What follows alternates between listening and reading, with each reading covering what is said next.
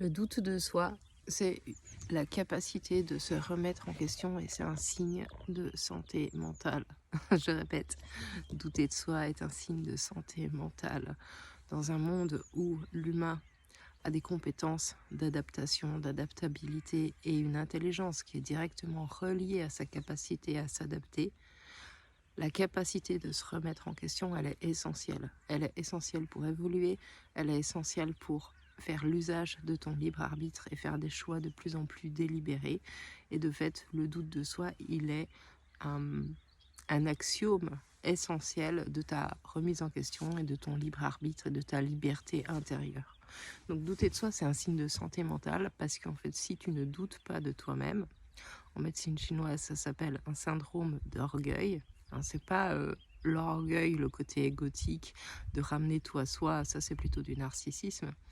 Euh, le syndrome d'orgueil, c'est l'incapacité ou la grande difficulté à se remettre en question et partir en fait du postulat qu'on a toujours raison et que c'est les autres qui se trompent, c'est la réalité qui se trompe, c'est le contexte ou la situation qui a tort, mais nous, on a raison. Donc ça, c'est quelque chose d'extrêmement limitant parce que ça fige, ça cristallise la psyché, la façon d'agir, la perception du monde, les systèmes de croyances, et donc ça rigidifie. Donc, douter de soi, c'est à l'opposé, en fait, c'est mettre de la souplesse. Et quand on est dans un doute de soi qui est excessif, en médecine chinoise, c'est aussi un syndrome qu'on peut traiter, qu'on peut accompagner. Quand on passe son temps, en fait, à toujours se remettre en question, quoi qu'il arrive, et que c'est quelque chose qui se fait, en fait, de façon automatique, ben là, ça devient problématique parce que les personnes en souffrent.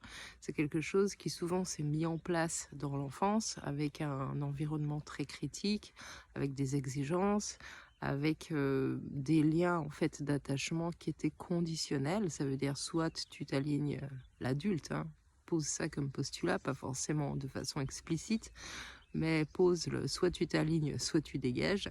Et donc, ça pousse l'enfant à s'adapter, à se suradapter, à se remettre en question systématiquement.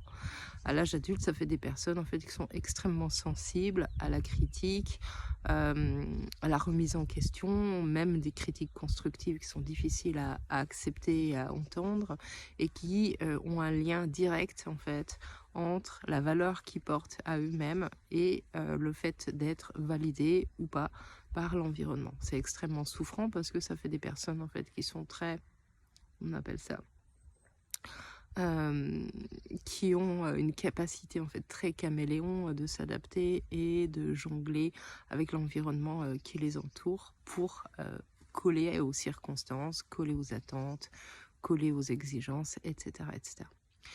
Donc le doute de soi, quand il est bien posé, en fait, en fait c'est hyper simple. C'est vraiment hyper simple.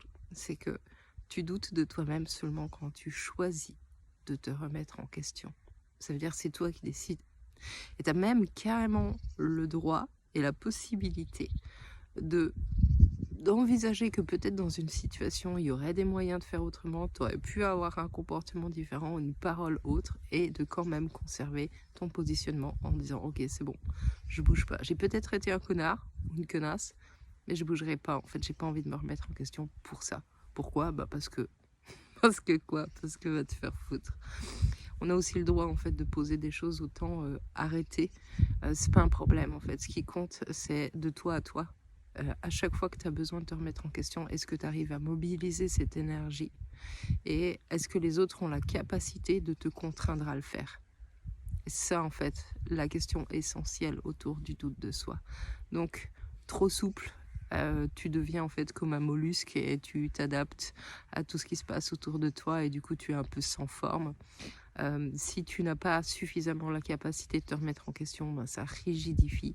Et du coup, ben, ça donne des personnes orgueilleuses et rigides qui ont toujours raison, avec qui c'est très difficile d'être en lien parce qu'en fait, il n'y a pas d'échange. Il n'y a que des jeux de domination et de soumission.